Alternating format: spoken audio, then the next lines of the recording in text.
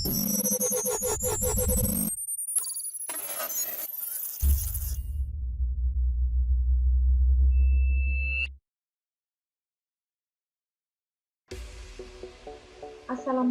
warahmatullahi wabarakatuh.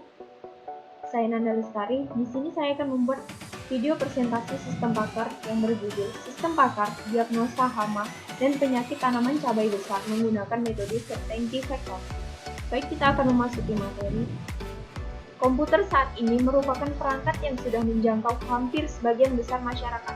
Kemajuan teknologi dalam bidang komputer telah menjadikan komputer sebagai alat bantu untuk memudahkan pekerjaan manusia dalam berbagai aspek.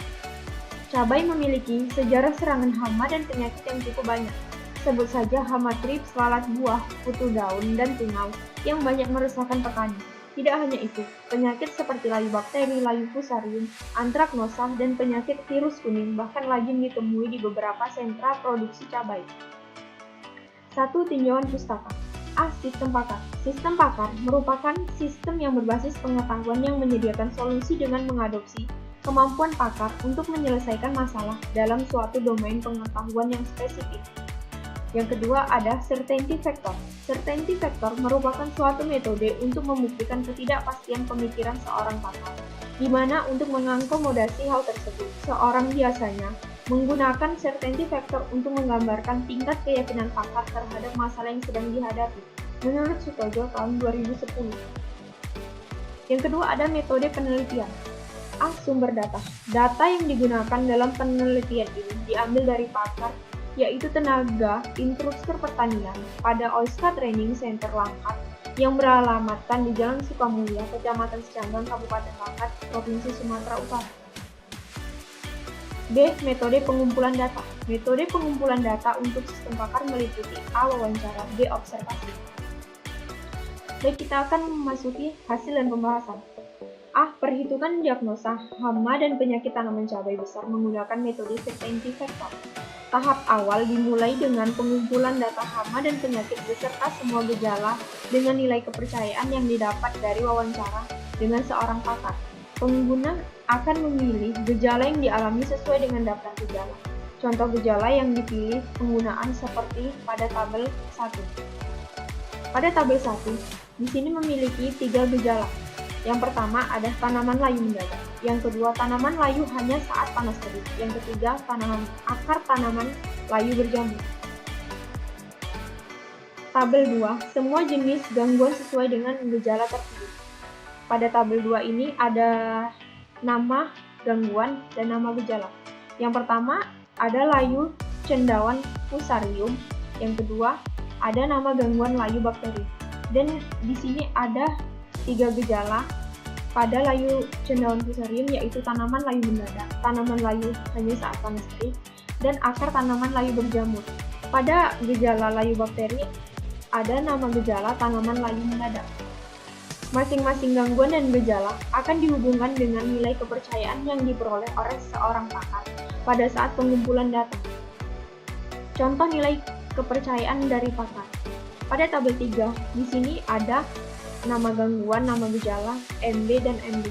MB ini adalah nilai dari pakar dan MB adalah nilai dari narasumber.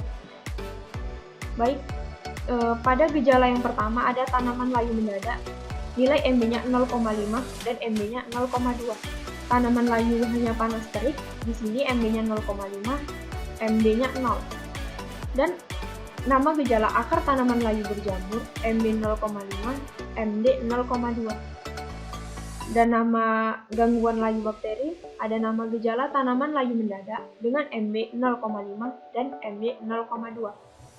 Baik, kita akan memasuki perhitungan nilai MB penyakit layu cendawan fusarium untuk gejala pertama dan kedua. Dengan rumus MB sama dengan MB lama tambah MB baru dikali 1 dikurang MB lama. 1 ini adalah nilai kita. Baik, kita akan masuk ke perhitungannya. MB sama dengan 0,5 MB lama diambil dari tanaman layu mendadak, yaitu 0,5, dan MB baru 0,5 diambil dari tanaman layu hanya panas terik 0,5 dikali 1,0,5.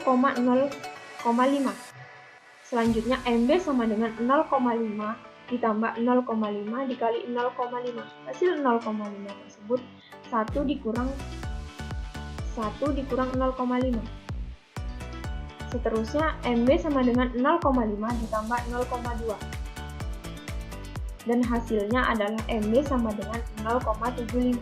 Perhitungan pertama didapat nilai dari MB sementara yang akan dijadikan sebagai MB lama pada perhitungan berikutnya dengan gejala ketiga. Dengan rumus MB sama dengan MB lama ditambah MB baru dikali 1 dikurang MB lama. MB lama kita ambil dari nilai yang sudah didapatkan dari perhitungan pertama, yaitu 0,75. Ditambah 0,5 diambil dari MB baru, yaitu 0,5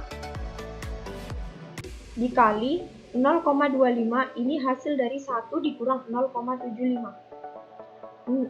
Selanjutnya MB sama dengan 0,75 ditambah 0,125. Ini hasil dari 0,5 dikali 0,25. Dan hasilnya adalah MB sama dengan 0,875. Perhitungan nilai penyakit layu cendawan fusarium untuk gejala pertama dan kedua. Kita menghitung nilai MD.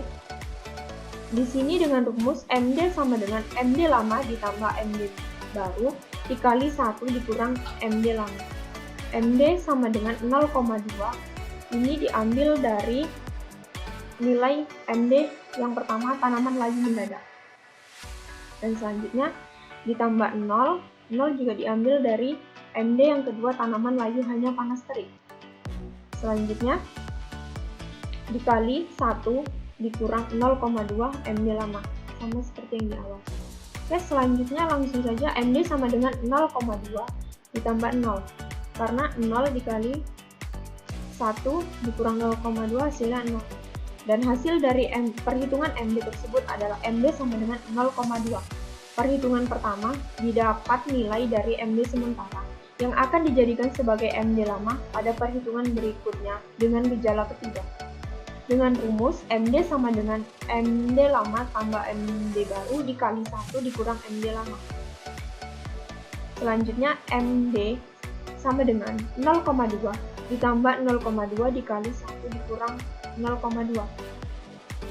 MD sama dengan 0,2 ditambah 0,2 dikali 0,8. 0,8 hasil dari 1 dikurang 0,2. Selanjutnya, MD sama dengan 0,2 ditambah 0,16. 0,16 didapatkan dari 0,2 dikali 0,8. Dan hasilnya adalah MD sama dengan 0,36. Setelah didapat nilai MD dan MD, maka dapat dicari nilai CF, penyakit layu cendawan fusarium. Dengan rumus CF sama dengan MD dikurang MD. Di sini kita ambil dari nilai 0,85 adalah nilai MD dan 0,36 nilai MD. CF sama dengan 0,875 dikurang 0,36. Hasilnya sama dengan CF sama dengan 0,515. Hasil perhitungan akhir untuk penyakit layu cendawan fusarium adalah 0,515 atau 51,5%. Penyakit kedua, yaitu layu bakteri, hanya memiliki satu gejala terpilih dengan nilai MD sama dengan 0,5 dan MD 0,2. Nilai ini diambil dari nilai tanaman layu mendadak 0,5 dan MD 0,2. Dengan rumus CF sama dengan MD dikurang MD. CF sama dengan 0,5 dikurang 0,2. CF sama dengan 0,3. Hasil perhitungan akhir untuk penyakit layu bakteri adalah 0,3 atau 30%. Langkah-langkah di atas dilakukan untuk semua penyakit yang berkaitan dengan gejala tersebut. Hasil dari perhitungan diperoleh persentase penyakit yang disajikan pada tabel 5 hasil akhir perhitungan. Ini dia tabelnya dengan dua gangguan dan kemungkinan terserang. Yang pertama adalah layu cendawan fusarium, kemungkinan terserang 51,5%. Dan nama gangguan yang kedua layu bakteri, kemungkinan terserang 30%. Dari gejala tanaman layu mendadak, layu hanya saat panas terik dan akar tanaman layu berjamur, maka kemungkinan penyakit layu cendawan fusarium 50% dan layu bakteri 30%. Terima kasih. Mohon maaf apabila ada kesalahan kata dalam penyampaian presentasi ini. Semoga bermanfaat. And stay at home, jangan kemana-mana. Assalamualaikum warahmatullahi wabarakatuh.